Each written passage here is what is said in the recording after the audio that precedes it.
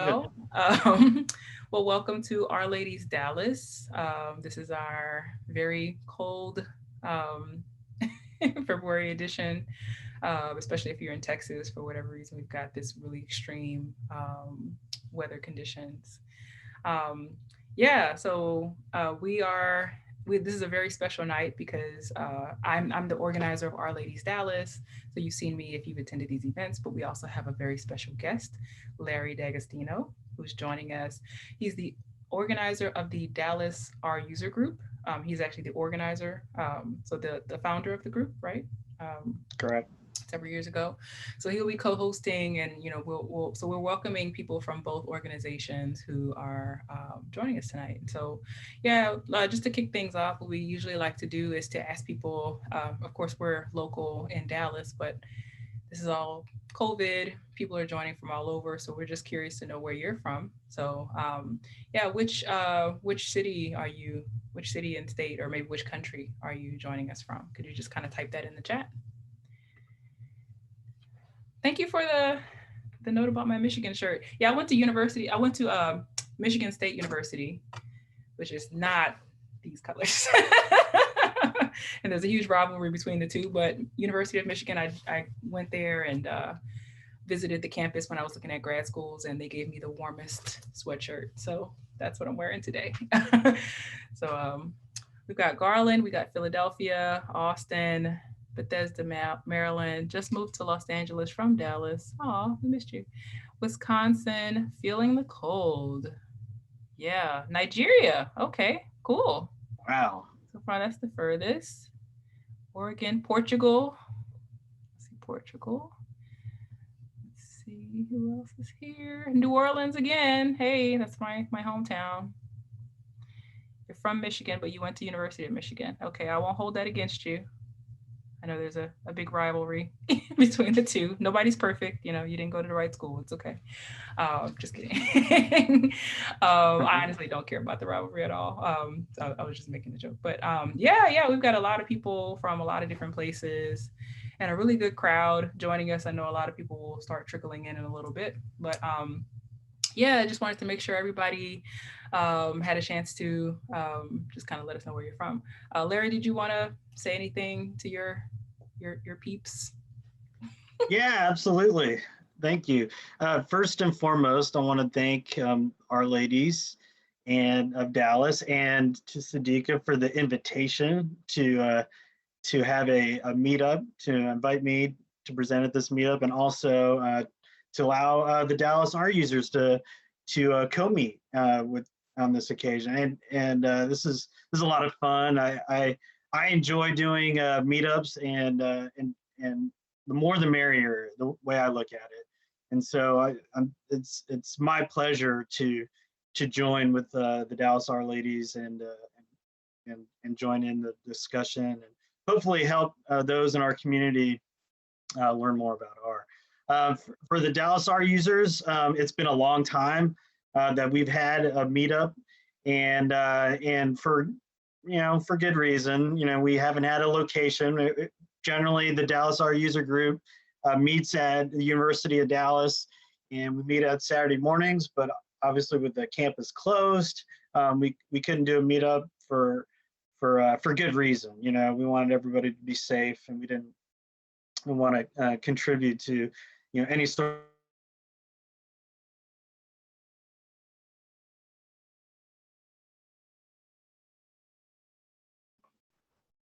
Did we lose How we Larry? doing?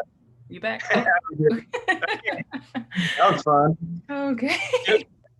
So getting back onto Dallas R users, so we're gonna try and have meetups this year. So I'm and first and foremost, I'm putting out an invitation. Anybody on the Dallas R users and the Dallas who is an R user in the Dallas area, or who likes to use free and open software to promote around mathematics, statistics, data science, data manipulation. We'd love to hear about it, and we'd love to have you host and present. And certainly, the R ladies would love to hear that too. So there's always an open invitation. Come and join, share your knowledge, participate, and get involved in the local community here in Dallas. But obviously now that extends to the entire world apparently. This is such a neat and awesome and open platform that we can do this. That Meetup.com can let us use the Zoom accounts and set up this meetup so we can share with the community worldwide. So that's awesome, and so that should be a lot of fun. All right.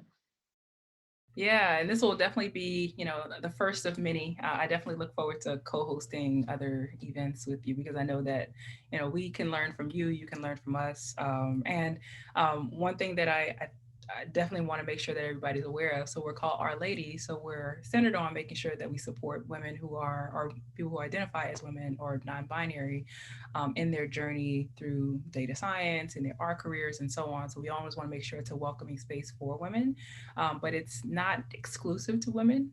Most of our events are totally open to anyone. So feel free to join us for any future events. And so we'll certainly want to support the Dallas Art User Group events. And also I hope that some of you will want to join us as well.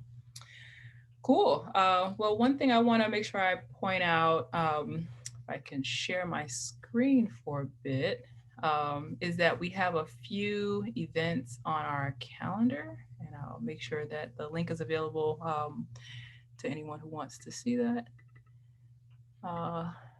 So we've got our event tonight, obviously. So we're going to find out how to get rich and famous with R.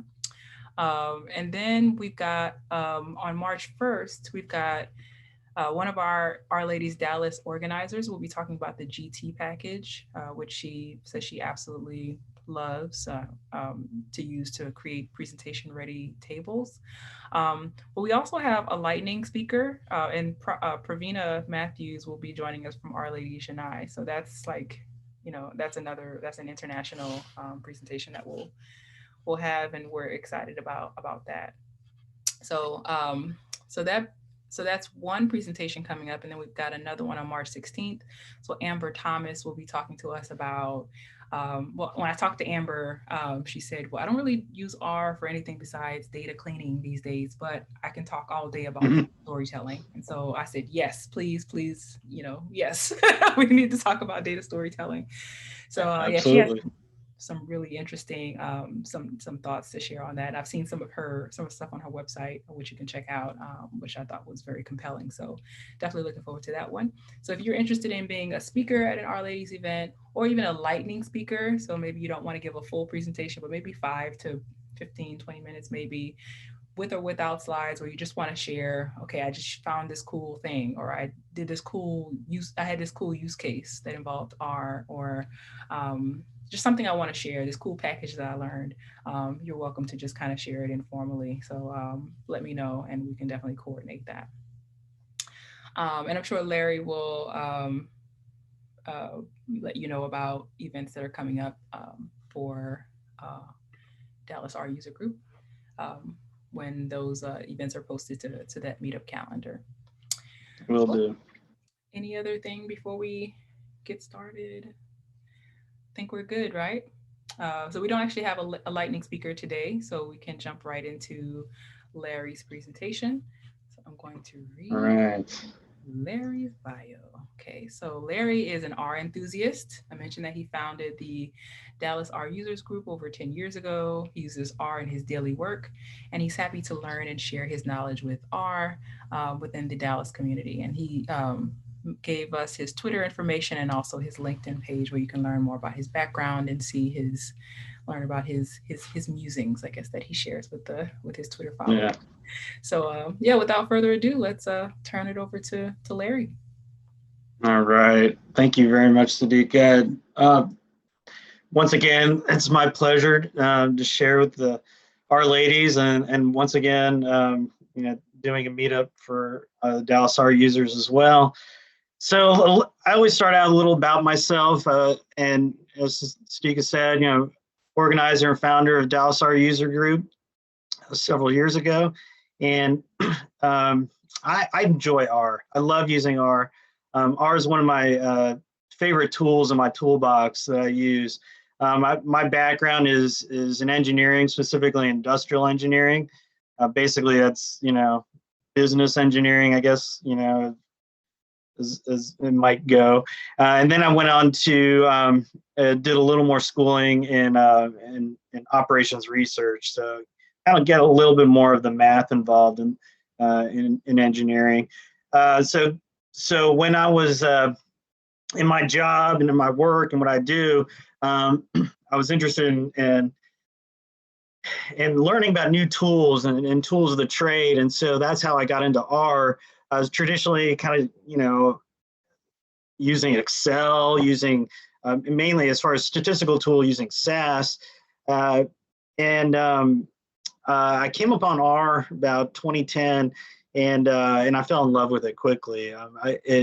So what I found that I loved about R is that it allowed me to use my skill sets independent of what the tool was, right? So I can go to any employer, any organization, anything, and say, hey, here's my skills, here's what I can do, and I don't have to worry about whether they have tools that I could use, proprietary tools, or even just any sort of tools, and I can take the tools with me. So that's one of the things about R, and that's kind of what we're going to learn about today. And it's a little bit of clickbait I put out there, how to get rich and famous with R. And yes, you can learn how to get rich and famous with R after the talk today.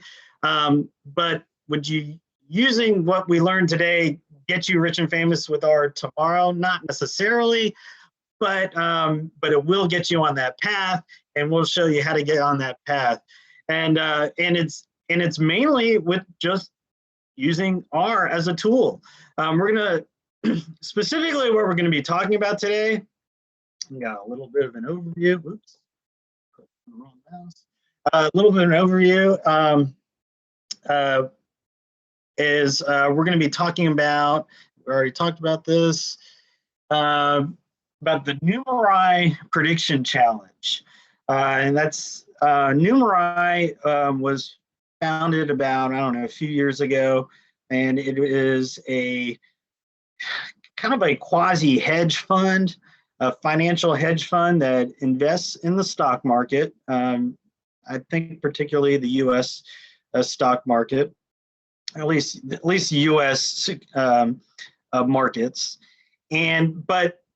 but the challenge there is that that they don't make all the predictions on their own. What they do is they go to the data science, the statistical, the mathematical, the ingenious community, and ask them, hey, here's our data. Can you predict better than we can do it? And then as a community, if we put all those predictions together, can we make a better investment with our resources, with all of our collective minds? So we'll talk a little bit more about that. What we'll also learn about is, in order to make this work, is we're going to learn about a modeling framework, a machine learning framework called H2O. H2O was developed also a few years ago with the idea of making machine learning for the masses. And it's specifically geared towards R users, Python users, and even just any sort of user, because you can actually spin it up as its own server and just use it as its program itself, because it has its own little internal website, and so you can just kind of use it. And we'll kind of take a look at what that looks like as well. So we're going to be building a model with it, and it won't be the best model in the world, but at least it's an evaluation model and an example model, a toy model, and we can look at that, and then we'll look at how do we evaluate this model with Numerai specifically. So this is what we're going to do today. The intent of this talk is to kind of look at novice users, those who are new to R, those who have never used R before, and also those maybe for those a little more advanced users to get an idea of, okay, how can I take it to the next level?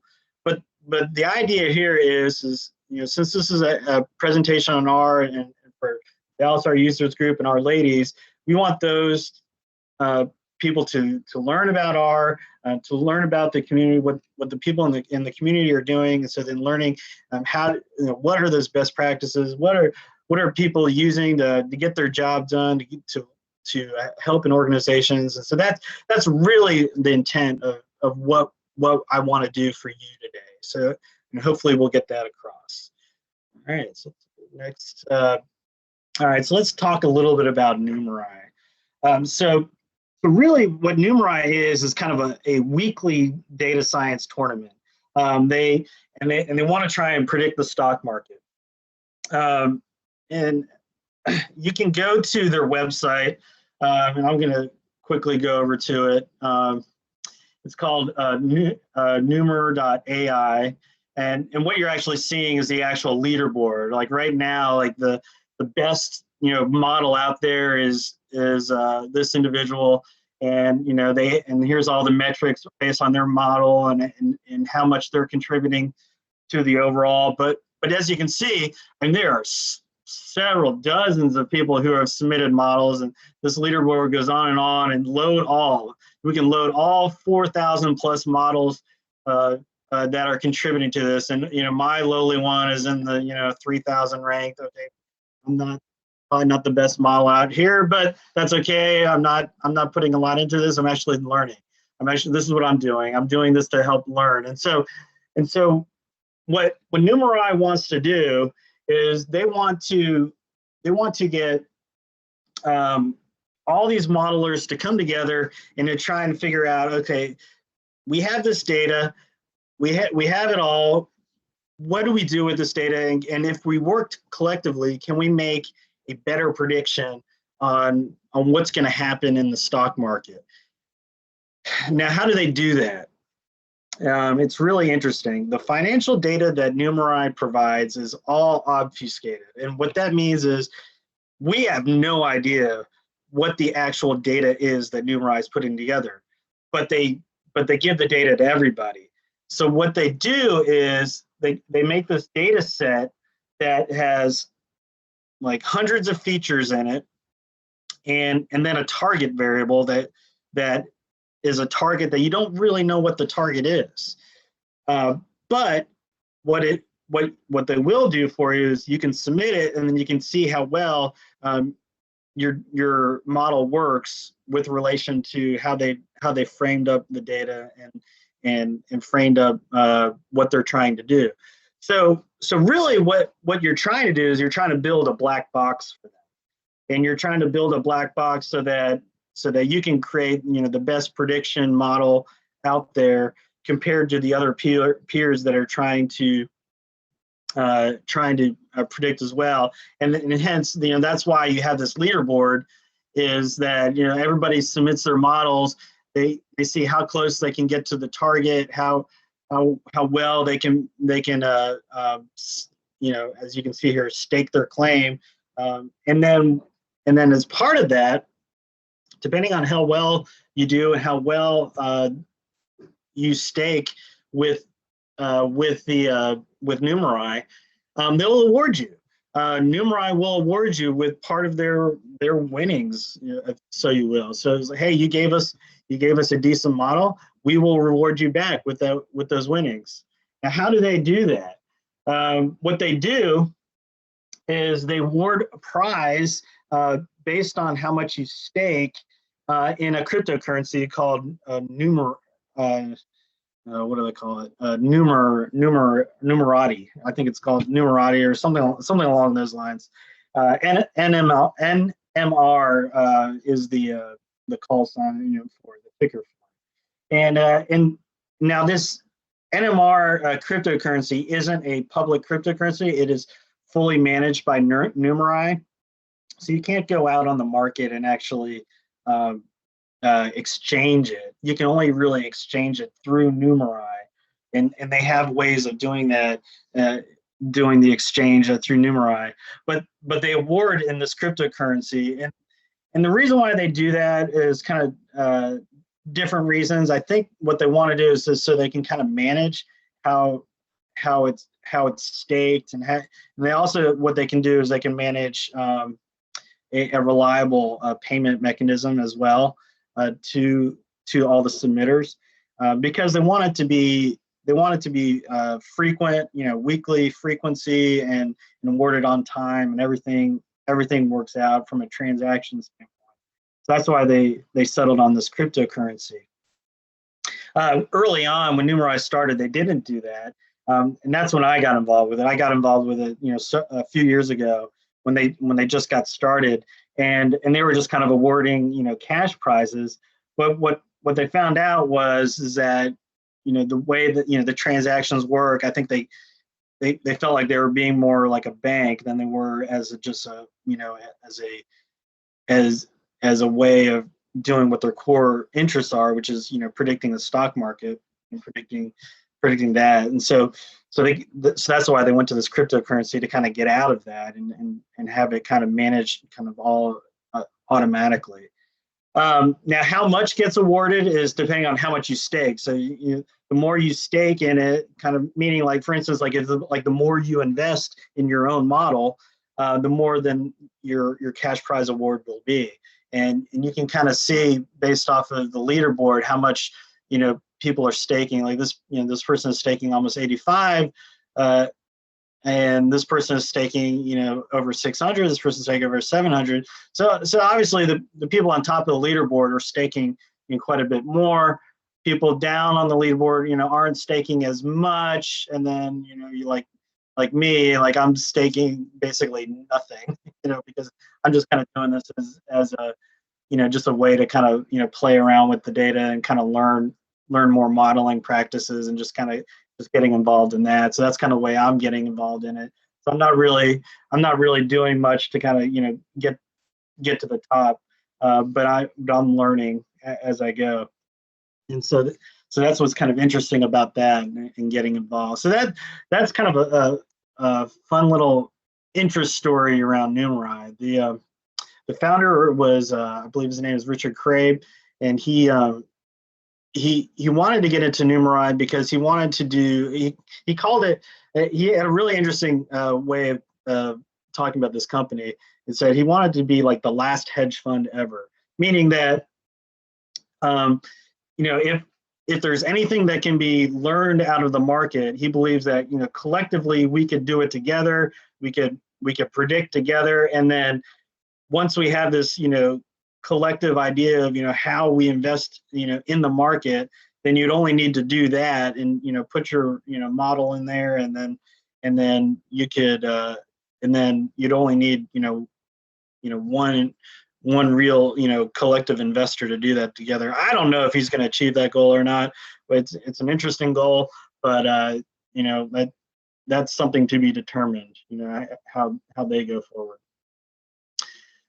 So we talked about that. There's an interesting blog post, I think on Medium on that, and I'll share this presentation, with us at the end, and everyone can have this presentation.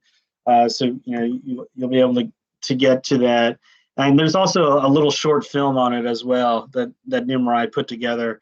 They have pretty big aspirations for this. So we'll see what happens as this company moves forward. Definitely, if you get involved with it, you can see. So looking at the data itself, so the data is really easy to get. You sign up, you set up an account with Numerai, and then you're ready to go. And so then what you do is you say, all right, you pull down the data set, and what you find out is it's just just a handful, like about 3 or 4 CSV files, and then a couple, like an R file and a Python file, just as some toy examples, and then what you see in the main data is that you have over 350,000 observations, typically in the training data, and then there's about 300 plus columns of data, and the majority of those columns of data is features, and they're all features that like just kind of don't really make much sense. One's called strength, another one's called constitution, another one's called intelligence, another one's called charisma. They're just kind of toy names, really. You don't really know what these features are. All you know is that, if you model them, you can use them to try to predict the target. There's the target variable in these files as well. What they also give you is a tournament file, which is what you can guess is just the features without the target in there, and then that's what you submit every week to Numerai. So you score on that file with your model, and then you submit that back up to their website. Now, a lot of clever people have put some good APIs. Numerai does not have their own API, but some people have put together APIs that work with Numerai, and so there's an R one as well, and so you could use the package R Numerai, which makes it really easy to pull down the data. What you do is you first and foremost, you're going to need to set up a Numerai account, and then once that is set up, you'll be able to have an API key, and then once you have the API key, you can download the data and get it from them, and then you can just go from there. So then you start going into evaluating the data, modeling, coming up with a submission file. But with R, you have the challenge of doing big data, right? So R is kind of limited from the sense of from a memory resource. R, for those who don't know, R is a tool that was built in the 90s, and it was meant to be as a statistical analysis tool, simple data manipulation. So you can do simple data analysis, still statistical analysis, working on trials and whatnot. So as time went on, data becomes bigger and challenges around data grew. R didn't really grow with that, but a lot of tools have come up that worked with R to overcome that big data challenge that R may have.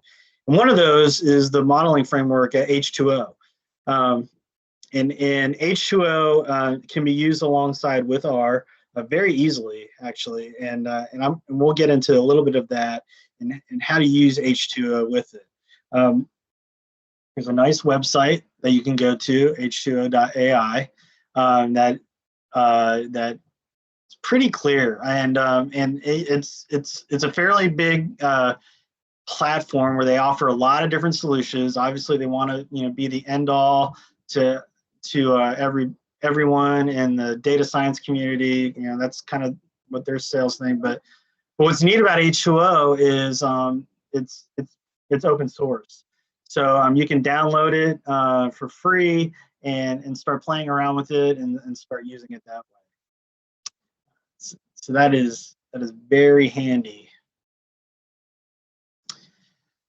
So let's start getting into a little bit of what the code will look like and how to start getting used to use the data and getting it. I like using this R Numerai library to get the data because it just kind of makes it no fuss. In fact, if I wanted to, once I start doing this on a cadence, like a weekly cadence, I'll probably set this up to do automatically, where I'll set up a scheduled job that'll just every time when new data is posted, I'll schedule it and pull in the data, get the data updated, and we'll be good to go.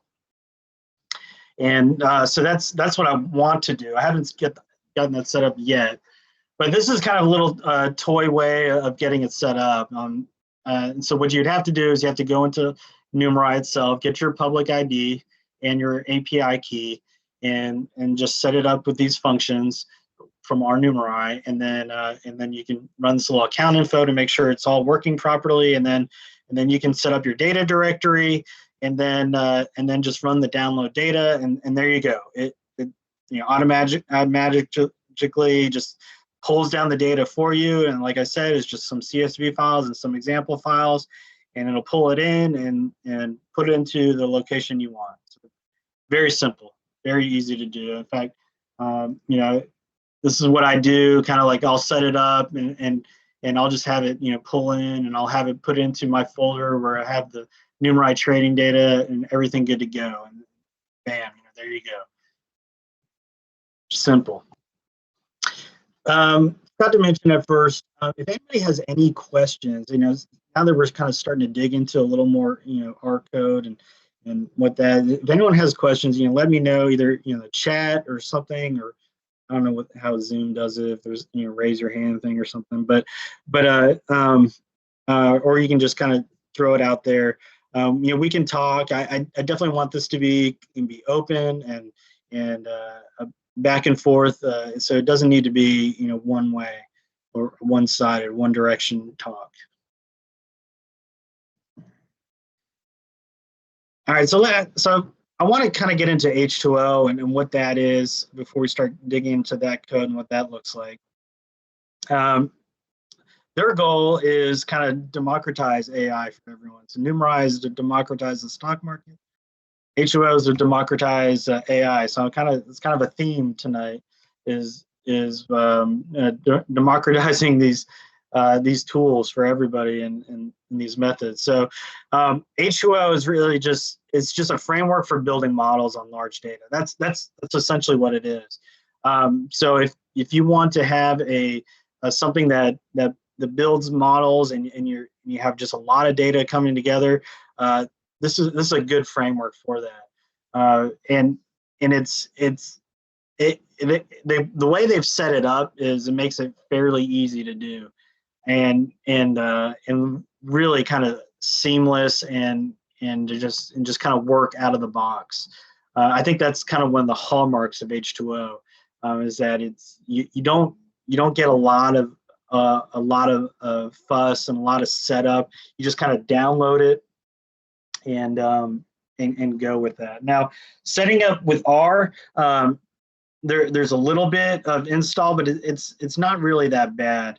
But in fact, I kind of wanted to get into how to do that, because what you would do, and I didn't put that in my presentations, but I just kind of wanted to show. So what you want to do is you want to go to the open source area of H2O and get that, and kind of go down to pick H2O, and what comes up is this this machine learning, H2O open source machine learning, and you're going to go straight to the download.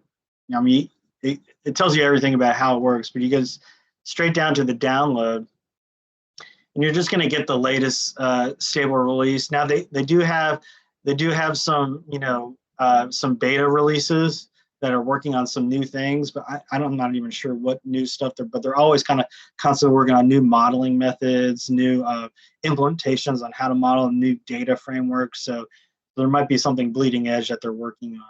But you'd go down here and you'd pick the latest download, and you just click download, and it pulls it down. Now the way H2O works is H2O is it's a Java file. It's a jar file that works on Java. So it's primarily using Java in the background. So what you're going to have to do is you're going to have to make sure your machine is set up with Java, mainly just a Java runtime environment. If you have Windows, that's pretty easy to do. You set up a Java runtime environment by Oracle or whatever. For Linux and Mac, it's a little different, but it's still fairly easy to do as well. So I believe in here that there's some ways of telling you how to set up Java, but if there's some confusion around that, then certainly post comments in the meetup, and we'll try and help you out and get you working that way. But this is simply is what you do. If you're an R user, you just You just download it, unzip it, go into that folder, and then just run the Java file. And that actually sets up an actual H2O instance in and of itself. But we're installing it for R. So what you want to do is you want to make sure that there's some dependencies set up, like for instance, R curl and JSON Lite, which are some R package dependencies. Make sure those are set up. Install it using the recommended, Amazon URL repo, and that will install the latest instance. And then you run it by just running the library H2O, and then this H2O.init actually rolls up the server on your local machine. So we'll get into a little bit of that, what that looks like. It's really, this may look like it's a lot of fuss. It really isn't. It's really pretty simple. What you can do with H2O is quite a bit. You can run all sorts of standard models, linear regression, up to like neural nets, gradient boosted machines, and then you can do all sorts of data manipulation like cluster analysis and like k-means, and all sorts of things. And the way it's set up is the idea is that you get your data in, set it up on the server, run your analysis, get your predictions, and then evaluate your predictions. It's no fuss and all of that. What's also neat about H2O is it runs in parallel so you can use it in high performance. So when you spin up this server, this H2O server, you can customize it to run on multiple CPUs. Also, you can have multiple clusters of nodes all at once. In fact, I've done this, just try it out, but even to help, I've set up like a laptop on the side, spun up an H2O instant there, and then I can pull that in as a multi-node network, so I can do some analysis faster. And you can do several nodes if need be, and there's some documentation on how to do that. That's a little bit harder to configure because you have to make sure your network and everything is set up, but it's not impossible to set up. That's pretty. All right, so let's look at what it looks like to kind of set up this cluster. And this is basically what it is. When you have everything installed and you run this library H2O, and then you run that H2O.init, you can run that. And what I've done is set it up as localhost, but I think it does that. It does that automatically, even if you just run the H2O.init function on its own, it'll run it as localhost. So what it's doing is it's running that Java in the background, and then it's creating its own modeling framework server in Java and on your machine. And what you can do is when you spin it up, this H2O server, you can specify any number of ways to how big the server is, how does the server work, and for instance, n threads means specifying the CPU usage. How do you want as far as to work in parallel with other with your data? And I put it as a -1, meaning that I wanted to use as much CPUs as possible. So that's what it's telling. It can use any CPU that's available. So on my laptop, I think I have like 4 threads, so it can use all 4 of them. You can also set up a memory size, and what they recommend is set something up that's at least 2 to 3 times bigger than your data set. So I think the data set is less than 1 gig, but I think I have 16 gigs of RAM. Anyways, I just set up, I'm just going to set up half the size of my RAM or something.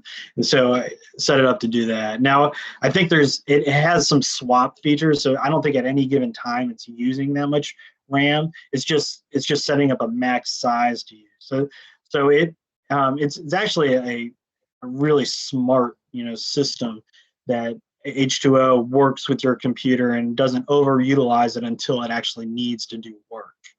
So that's and so the output you see here is, it tells you, oh yeah, connection successful, and it tells you everything about the cluster that gets set up, this H2O server, and what it, and how long it's been running, and the version, what what you downloaded at the time, and then it tells you a name, because you might need that for as a network name, whatnot. So it's pretty simple. It's pretty simple to set that up. All right, so now we're going to start looking at pulling in the data, and what we want to do is we kind of want to set up direct paths to our data, and which is our data directory, and then we want to import it. And H2O makes it really easy to import data. The Numerai data comes in kind of really two flavors. You have this training data and the tournament data. Now, the tournament data has a little bit of validation data in it, so you can test your models on it. So there is some target data in there, but majority of the tournament data is really just a non-target data, and just has the features where you're gonna predict and come out with your predictions, come out with what you're gonna submit to Numerai. But most of what you're gonna be modeling on is gonna come out of this training data. So what we're gonna do is we're gonna create a hex object. Now the hex object is really just an object that H2O uses in their system. Now H2O is not a native R object. They control data on their own. They have their own methods of controlling data. And the reason why they do that, they're not using native R objects or R classes, is because they run all sorts of stuff in parallel and across networks, and so they have to make sure that everything works together. Now, what's good about H2O is it works well with R, so we can convert their data back and forth to an R object into an H2O object, back and forth, and it's actually really helpful in that sense. Now, obviously, if you're working with big data, you want to try and keep it in the H2O environment as much as possible. But what you need to do first is you need to get your data and put it up into your servers. That's where we're going to use this h2o.import file, and then we just put it into the path of what we're going to set.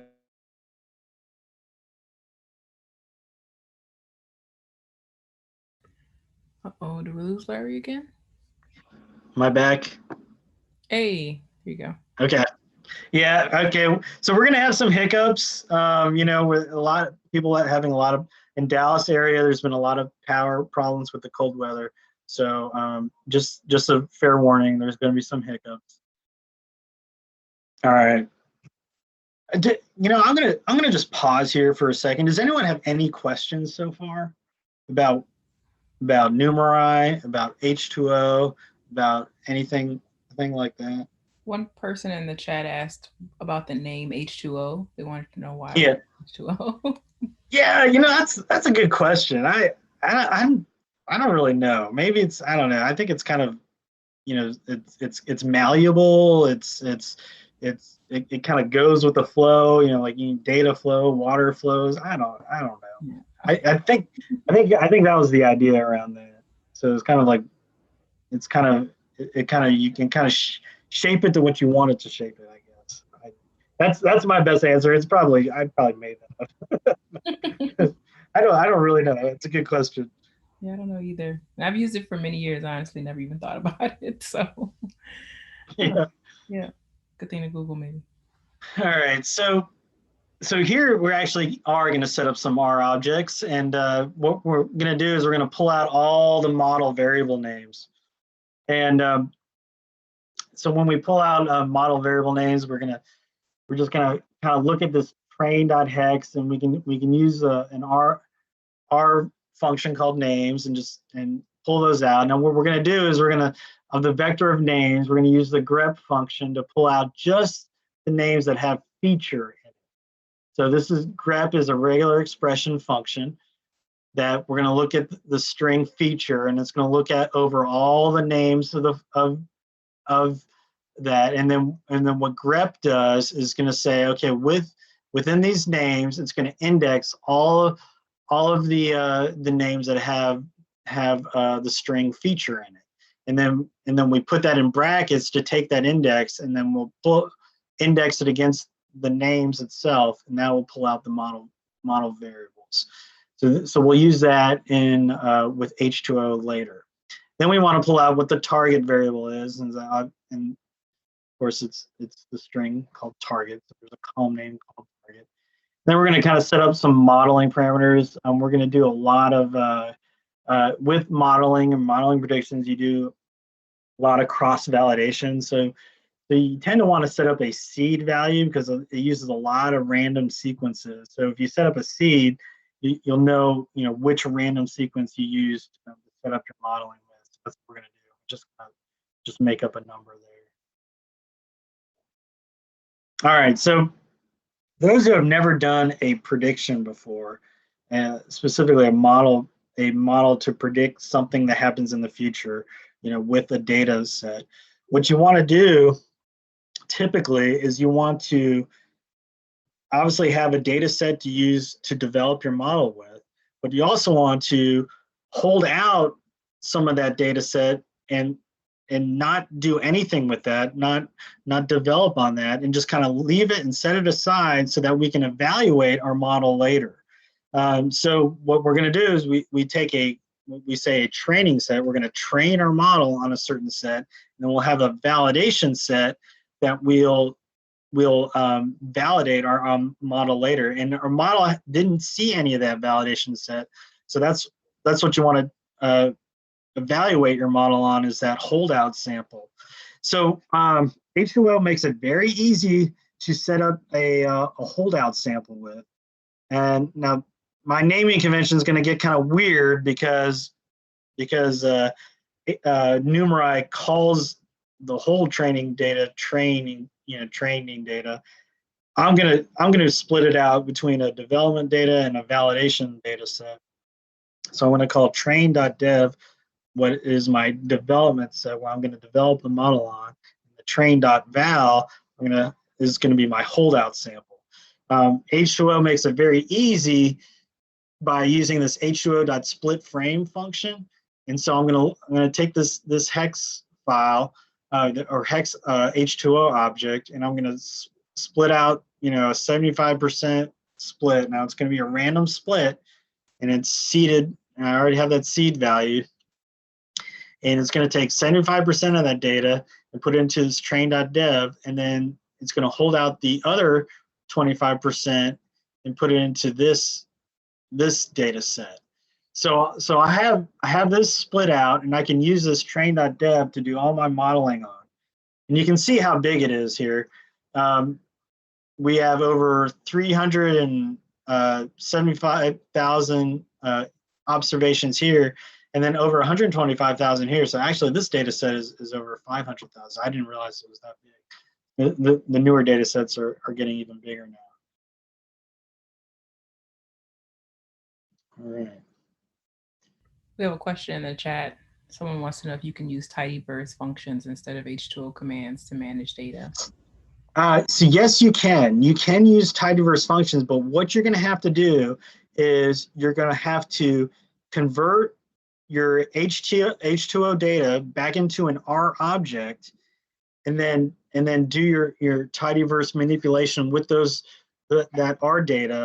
R object data, and then convert it back up into your H2O framework. So that's the way you have to do that.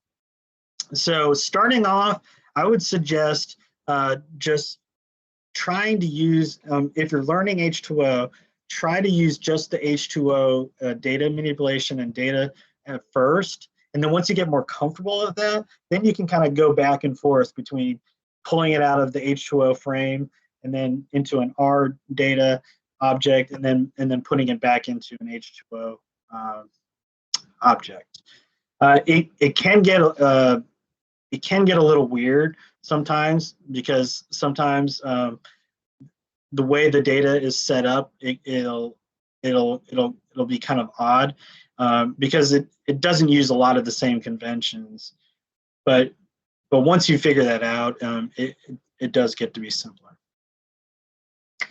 All right, so we've come up with our development data.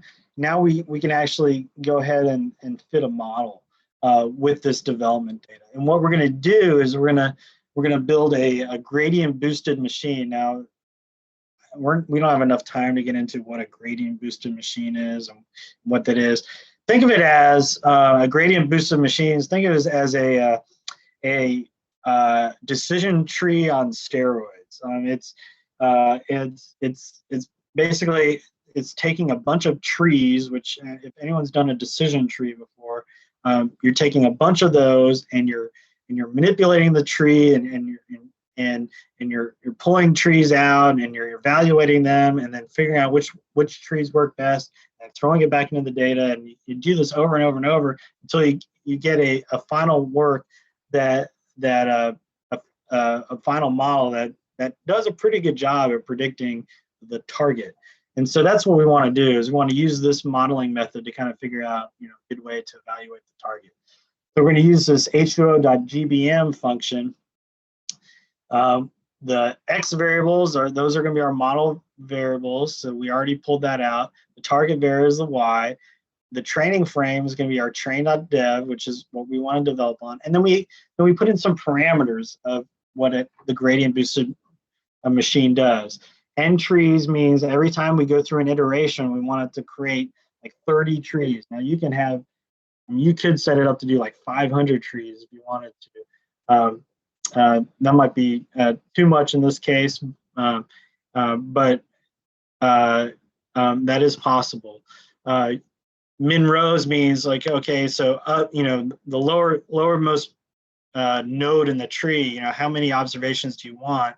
And we tell it to have at least have 100 observations in the nodes in each of these trees that are built. Learning rate kind of gets into more of how gradient boosted algorithm works. Mainly meaning when it's developing this model and we're learning which set of trees works, it goes through a phase of trying to figure out, and it's actually this gradient descent and all sorts of magical statistical ways of getting to a good prediction. Well, this learning rate comes into how fast are these trees learning, and so that's what that's telling it. It's all part of the algorithm to come up with the best model. The distribution means like, okay, how what kind of model are we learning, and we're just going to let H2O figure it out on its own. So we're just going to say auto. But you can set this up to be if this were a classification type problem, meaning like if we're trying to predict between blue or red or blue, red, or green, if that's what our problem instance was, we could have it as a classification. You can set it up as a Gaussian type of traditional kind of linear kind of regression type of thing. You can do that as well, but we're going to just let H2O figure it out on its own, and so we use auto. And what happens is once you start executing it, you'll see now of course my presentation doesn't do this very well, but you'll see kind of a bar kind of go out, and it'll come up and it'll go to 100%. That's just the output of H2O saying, hey, we're working on this problem, give us time, and it kind of gives you a status bar of how that works. All right, and this kind of I'm using RStudio to kind of make this presentation, so the output is with H2O looks very weird, but that's kind of what it's going to show at the end is that output. Okay, so we built this model. We called it this object fit GBM, which basically means we fit a gradient boosted machine model to it. So now we have this model we want to predict on it, right? And so we want to take this model and we want to predict how well does it meet the target.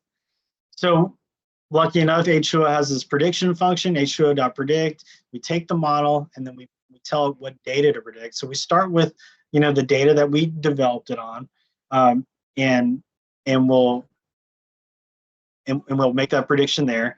We'll also look at on the holdout sample as well, called that train.val or validation data, and we'll create an object that shows those predictions as well. So real easy. We've got 2 objects of predictions. So now from there we can take this and we can kind of manipulate it. Now we're actually going to do now is we're going to actually pull it back into our R environment. So we're going to create some R data frames and pull it out of the H2O environment and kind of so that we can do some manipulation on it and figure out what it's doing.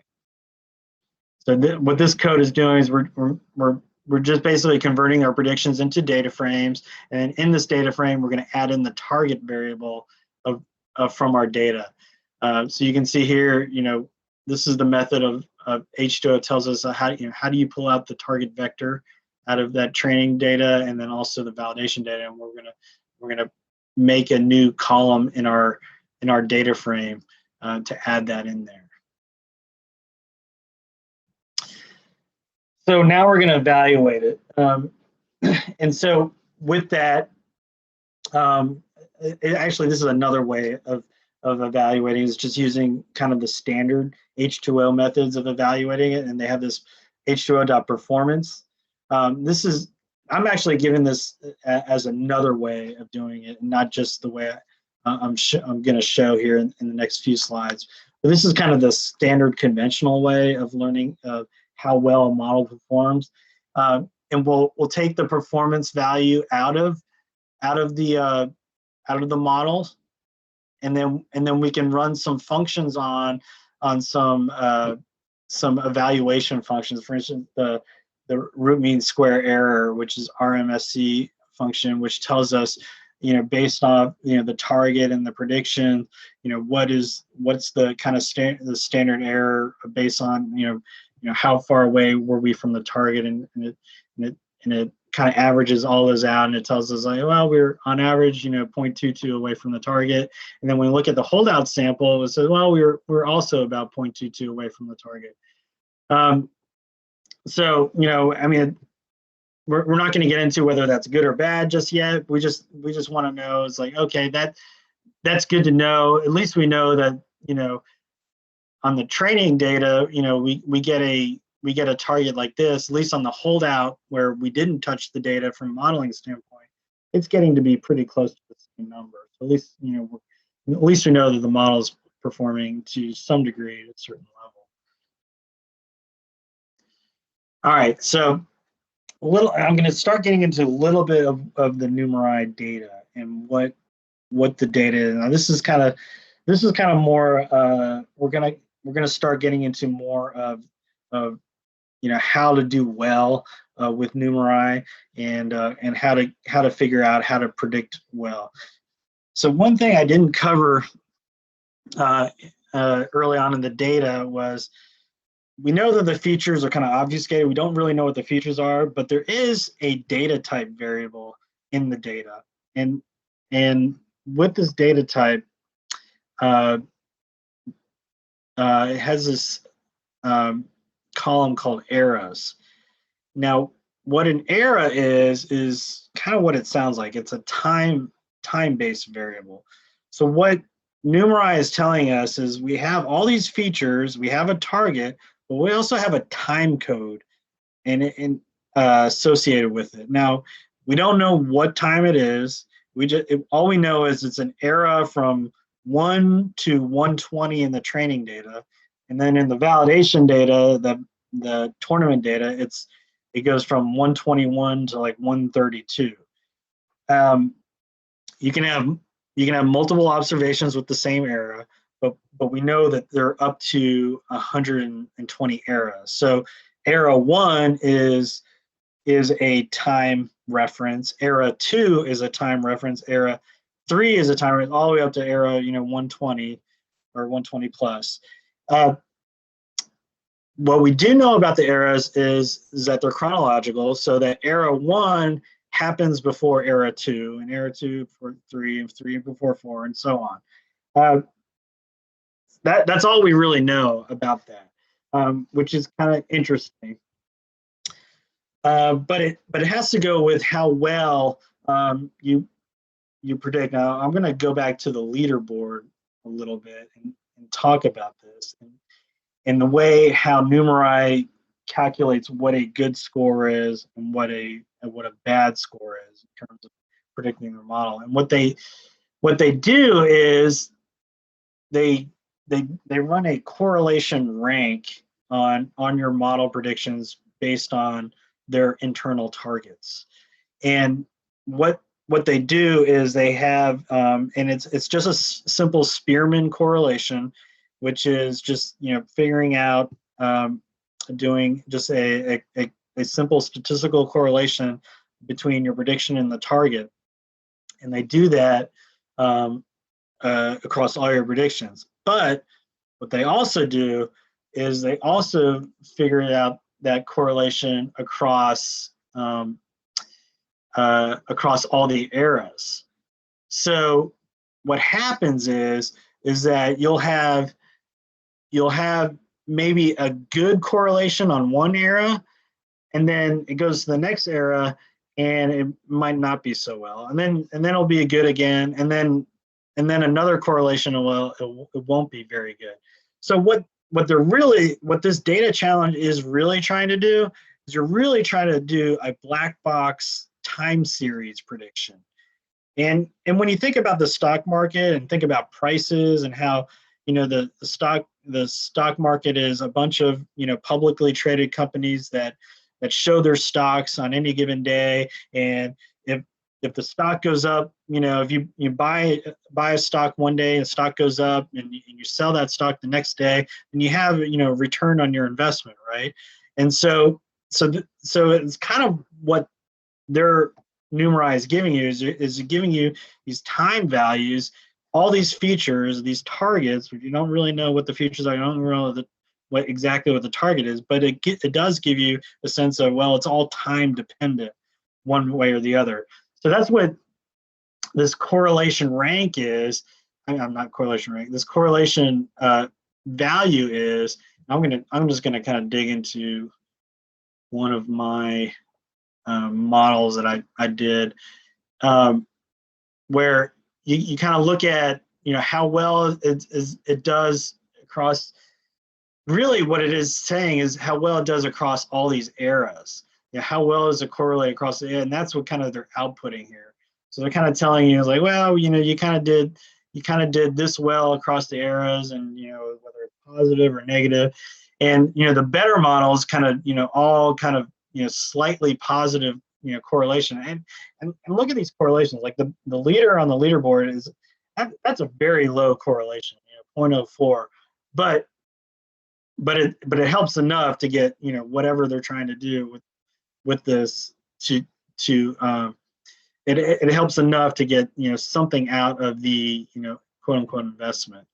And so but really all these correlations are really kind of small. So it's very important that you're kind of getting the time series part of it right, but also the overall prediction right. So that's kind of where the art and the science kind of comes together in this evaluation.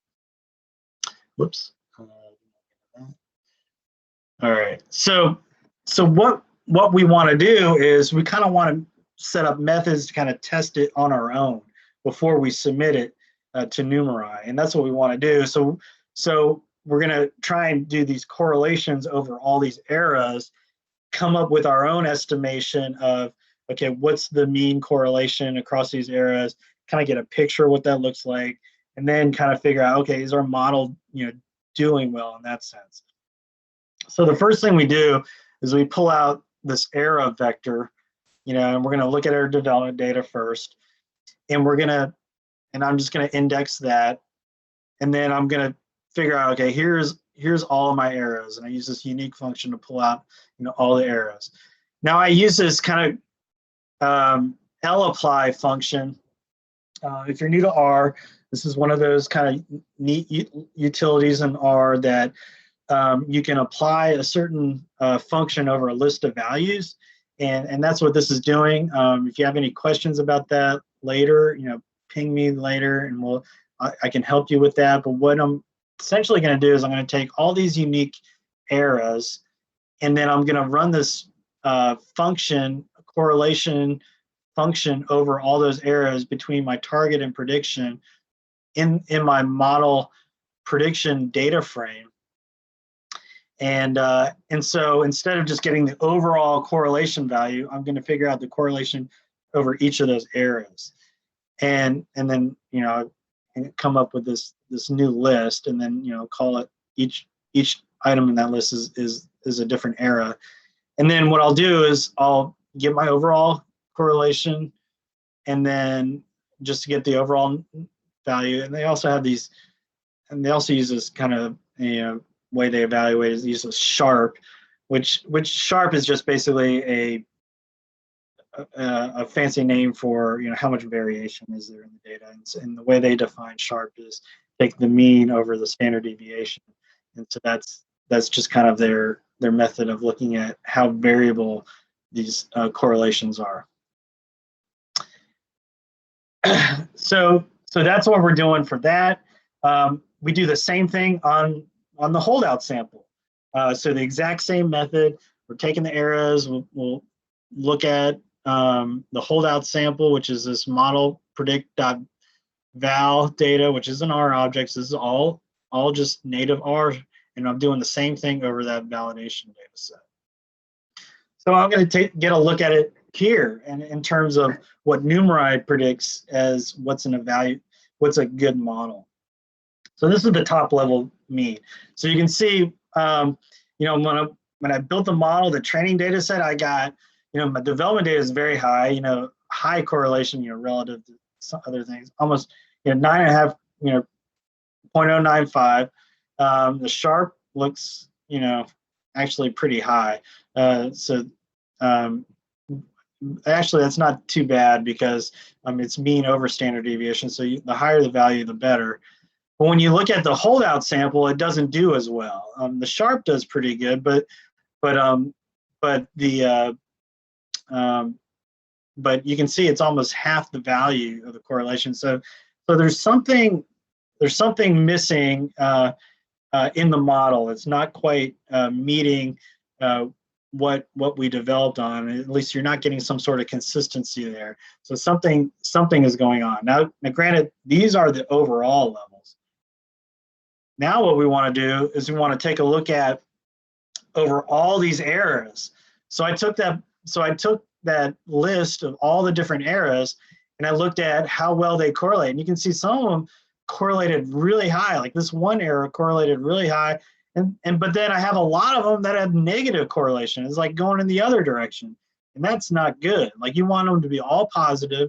You want them to be over the benchmark, which is, they say the benchmark is 0.002, very low benchmark, but you can see how variable it is across. So, I mean, predicting across a time series is not a trivial matter. Like it's like there's a lot that goes into that. So there's going to have to be something that we're going to have to do creative to kind of figure out what it is. That's going to be beyond the scope of this talk. But there's definitely going to have to be something that we're going to have to do to try and figure that out. But I just kind of want to give you a picture of, okay, look at all these correlations, how they're moving up and down, up and down. There's definitely something in the data that says, hey, we need to do some more analysis. All right. So that's kind of an overview of evaluating the data, of what to do with the model itself, and figure out using it in conjunction with the Numerai challenge data set. The next thing we want to do is we want to figure out, okay, well, how do we predict, and create a submission file for this Numerai data set? And that's what we do is we're going to take this tournament data and pull it into our H2O server, and then we're going to score on that data. And it's pretty much the same as what we did before. So we use this H2O import. We're going to call it, this tournament.hex. And then what we're going to do is we're going to take the model we created and we're going to predict on it, and just call it val predict. This is this validation data set. And we're going to convert it to a data frame. We're going to add in the target value.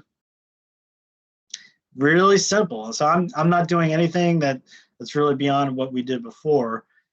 I can even evaluate because there actually, I told you earlier, there was actually a little bit of target value in there. I think they do that just to kind of give us a sense of, are you off or you're far off with your data? And it's really interesting. When I pulled it in, I got an even lower correlation with that, and the Sharp went down quite a bit as well. So you can tell, it's like, hey, this model isn't exactly predicting perfect. And you can kind of get a reason why I'm like number 3,000 on the leaderboard, and why I'm not getting very high on this leaderboard. But and you can see, when I looked at across the different arrows, my correlations are a lot lower, and my negatives are even lower as well. So there's definitely more to this that needs to be done. There's probably some more. I'll give some tips on how to do that and how to figure that out.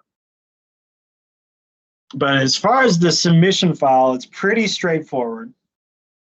So we'll take the whole tournament data, and we'll create a prediction out of that, and we'll create this object called GBM torn for the prediction. And then what we're going to do is we're going to create a data frame, and all it needs is two items in a data frame. You need an ID column, and you need a prediction column, and it needs to be exactly that.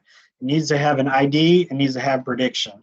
And so we pull the ID out of this tournament object, and then from our prediction, we get this predict value that we just created from here.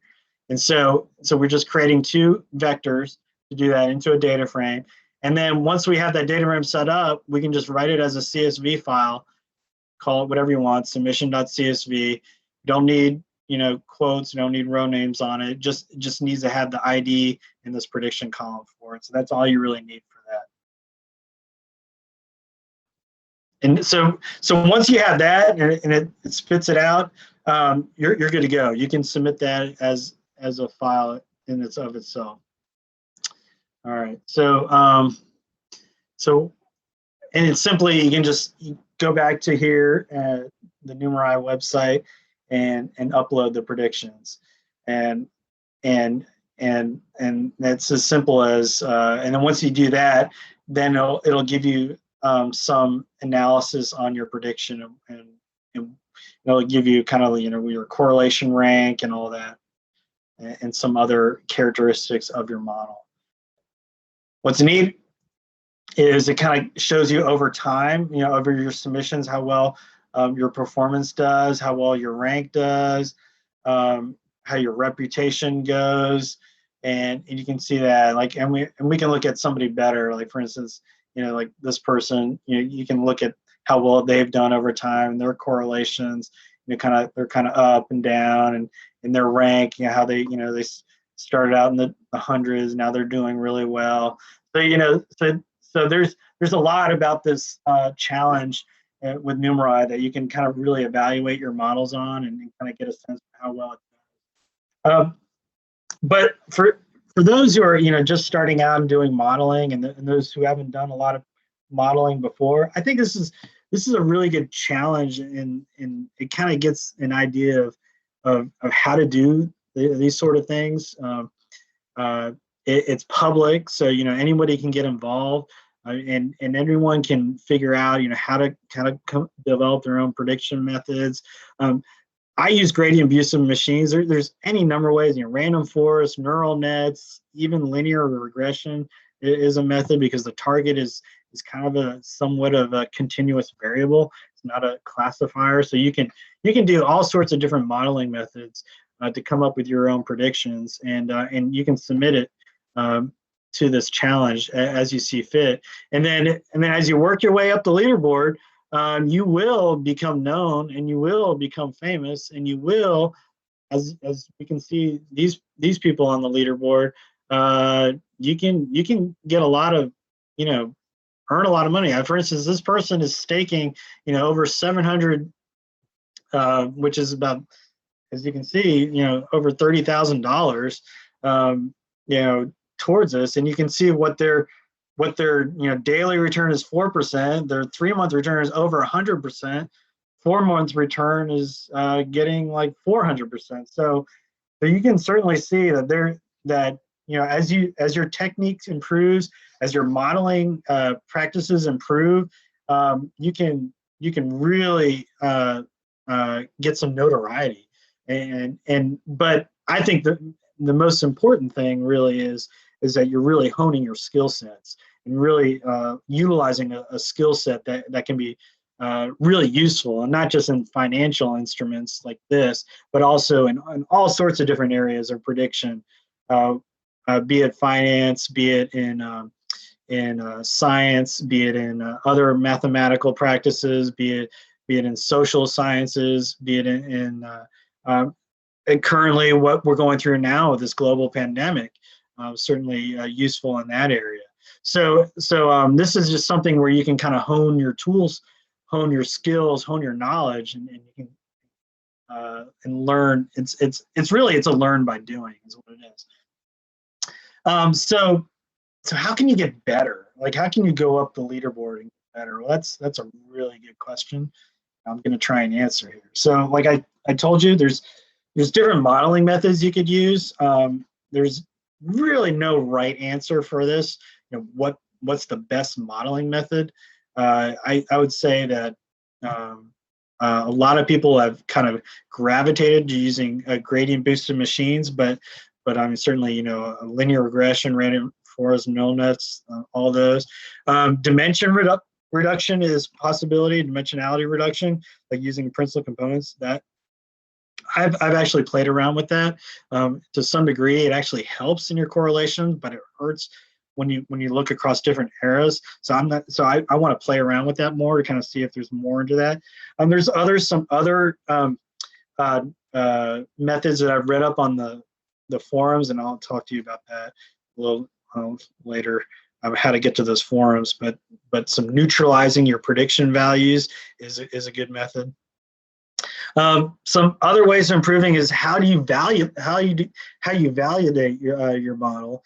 I mean, in ways you validate. So splitting across the eras may be more important than just doing a random split, because this is a time series competition. So maybe you should be splitting it across the different time series. Maybe like splitting it in half by the earlier eras versus the later eras, or maybe doing some sort of group method of earlier to later eras. Also doing a lot of cross-validation, random cross-validation, doing anything along those lines. What I find was the most valuable was going into their forums and their chats, and their chats are really useful. So it's really easy to get there, and once you're in Numerai, you can get to the chat and forum, and their forums and their chats are constantly being updated, especially the chats. You can get into chat, and they're posting chats like every day on stuff on all sorts of different aspects of Numerai. So definitely get involved in that. Also, look at some other prediction challenges like Kaggle, KD Nuggets, and just to name a couple. But there's other challenges out there. So if you're interested in this sort of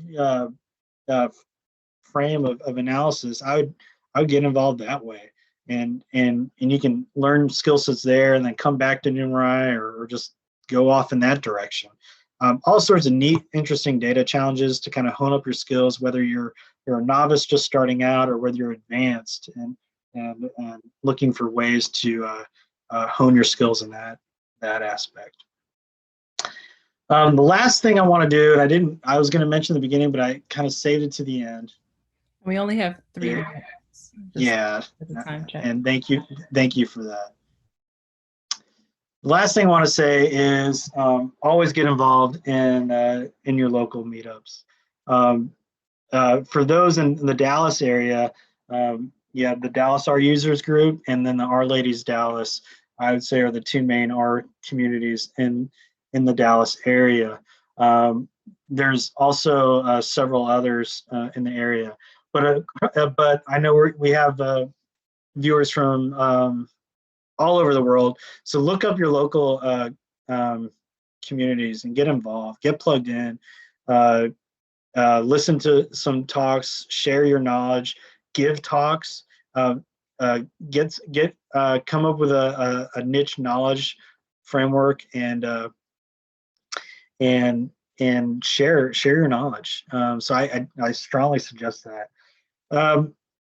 I'm going to leave it for last couple minutes, or if they want to stay a few minutes later, that I'm okay with that. Someone has a question in the chat about your degree in operations research.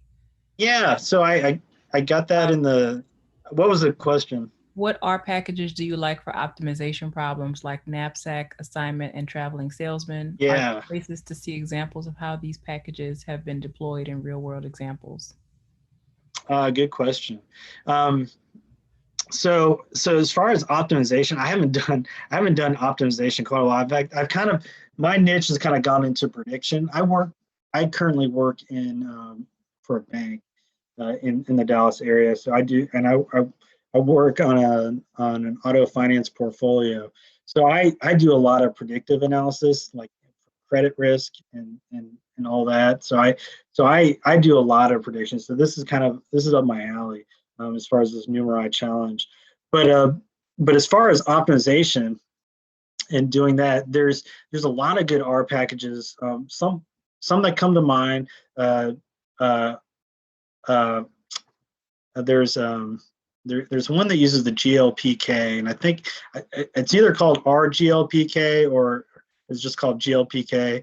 But there's pretty much every open source solver is found in R, and actually R itself has a native solver within it in the base R. So there is ways to actually do optimization. Yes, that's it.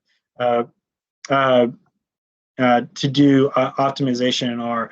I haven't done that in a while. I used to use GLPK in a past life when I did more of my traditional engineering because I helped scheduling, and so I did some scheduling analysis and kind of figure out some optimal schedules. So I did do that in the past, but the last 10 years or so, I haven't been doing a lot of that. But there are some good. But that was a good question. Great. Yeah, so unfortunately we do actually have to end right at 7. So oh, okay. This was a really, really informative talk.